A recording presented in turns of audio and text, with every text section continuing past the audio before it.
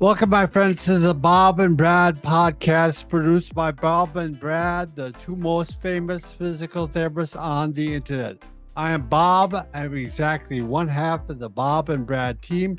And today I have my guest host, Mike Keenet's physical therapist assistant. There he is, in all his glory. And we're going to interview Brian Bradley. He's with the Egoscue Method. And if you have back pain, neck pain, shoulder pain, knee pain, any one of those pains, you're going to want to stick around because we're going to show you some exercises you could try. I would like to mention too that you guys have a YouTube channel with a lot of these exercises because I was trying some of them out the other day.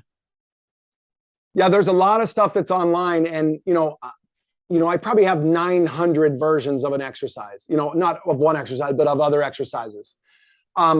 Like, for example, standing arm circles. When we were doing this, okay, hair palms up.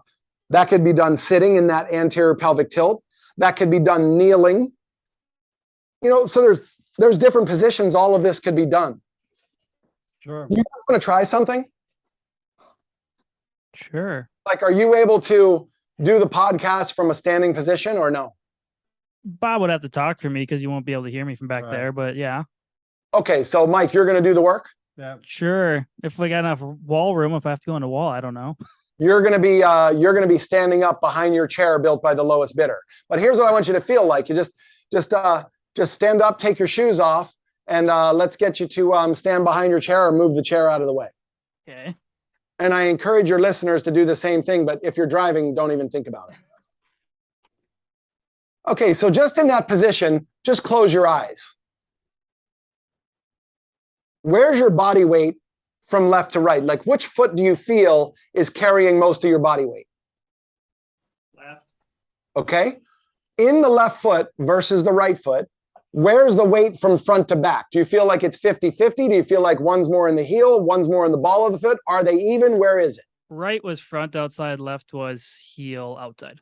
Okay, so you're one of my clients coming in, and I would say, is that indicative of, okay, you're loaded more on your left than your right? We know that, whatever percentage. Remember, this is his subjective opinion, not me being the expert telling him where it is. He's feeling heavier on one side versus the other. With your eyes closed, Mike, and we're going to look at you. Can you feel where your left hand is compared to your body versus your right hand compared to your body? Are they in the same place, or is one not touching the body and the other one is touching the body? Yeah, the left is not touching body. Okay, so remember when you were sitting down and I kept saying, hey, left shoulder position, this. So I'm finding enough things. You can open up your eyes. I'm finding enough things for us to say, hey, we found some deviations in how you look and how you feel loaded. We're going to compare them to this blueprint.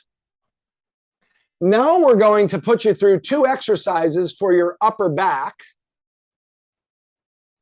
And then we're going to retest everything. Okay. Question for you. Do you feel comfortable bending over toward the floor without hurting yourself to see what it feels like and see how far it could go? Yeah, that's fine. Okay, so can you turn sideways so we can take a look at you? Let me just preface this for all the listeners. Mike's a good-looking guy. He dresses well. He's such a great person. So you remember, guys are sensitive. So now when we show him what's wrong, we don't want to hurt his feelings. Okay, so go ahead and just bend over and just hang there for a second. Straight back or rounded? Whatever. Remember, put yourself in the customer's idea of what movement would look like to them. Come back up. Can you do it this time without bending your knees? Probably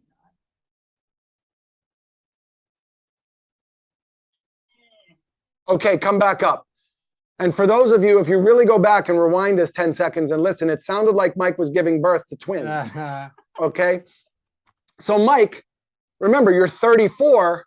I like the younger guy in the room doing this because the younger the population is, I think Bob and Brad believe, we have a serious problem going on because of the chronic sitting. So we're not going to get rid of sitting. We're going to combat against it.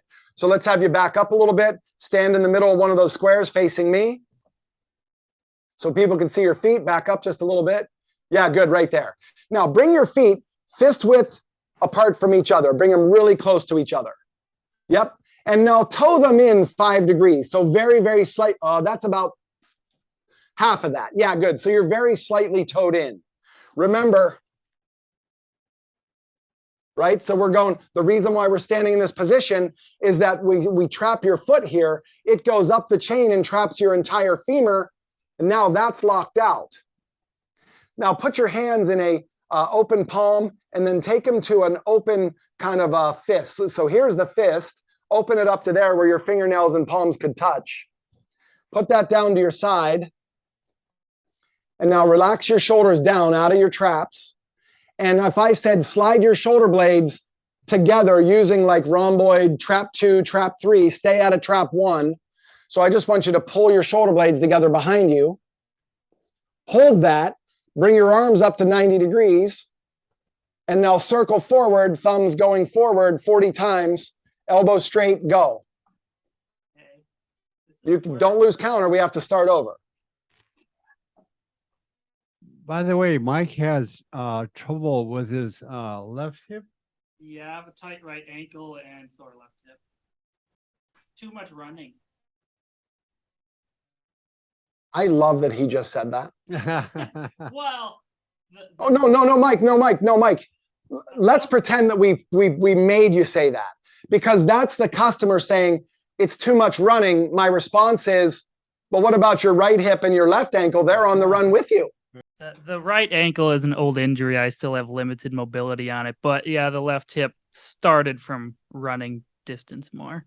Yep. Okay. So yeah, look, the right ankle injury in the past.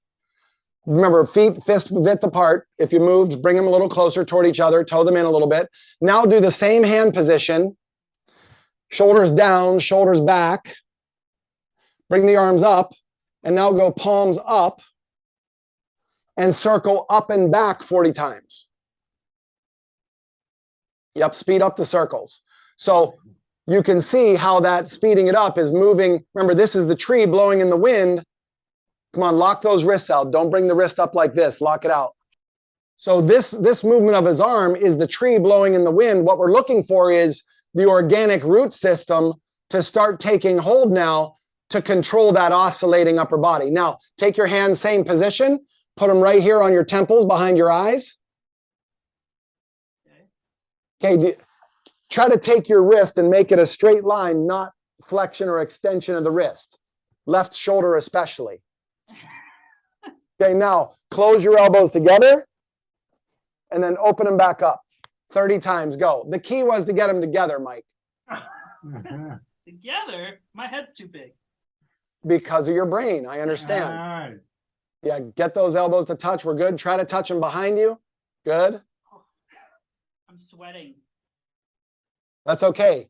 Remember, you're only doing 2 exercises. So let's pretend you are the customer who goes, wow, this is a lot of work. And we don't want to push them. So we say, we're going to do a minimal dose times 30 days.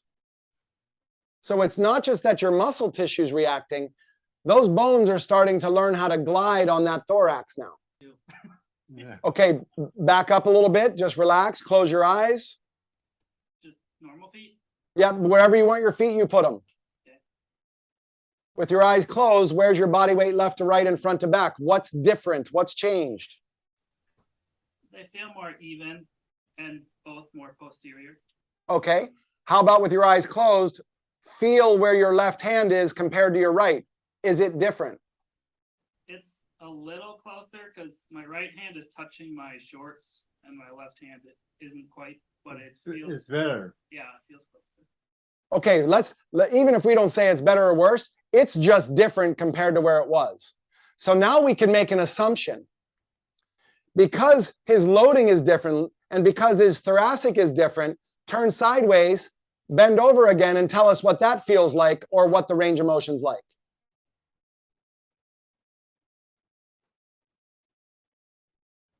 Feels easier. I mean, my hamstrings are still tight. But... That's okay. Come back over and have a seat. If you're the customer, remember, put yourself in their psychology. Did you win just now? Yeah. You made some progress. All right. Yeah. I'll tell you who really won is when you go over to Bob and Brad for physical therapy work and you did your work, their job gets easier and they don't have to retire early because you killed them. Good point. Now think about the chair built by the lowest bidder, which is what you're sitting in. Your relationship of your body to your chair, what's different now? I would say I'm more upright, maybe. Okay, and that's perfect. So I have to lean forward into this mic a bit. That's half of it, but that's okay. Your hips should feel like you're in more contact with the same chair you were sitting in 25 minutes ago. Right. Change the body going to the chair. Don't change the chair. Gotcha. And here's the other thing. Stop teaching people how to sit correctly. Have them do the exercises and sit any way you want. Sure. Because if we went to watch, Braveheart, the uncut version is like 4 hours long, an amazing movie. I don't want to sit up straight for 4 hours. I want to have a cherry Coke, my popcorn, and my Sour Patch Kids.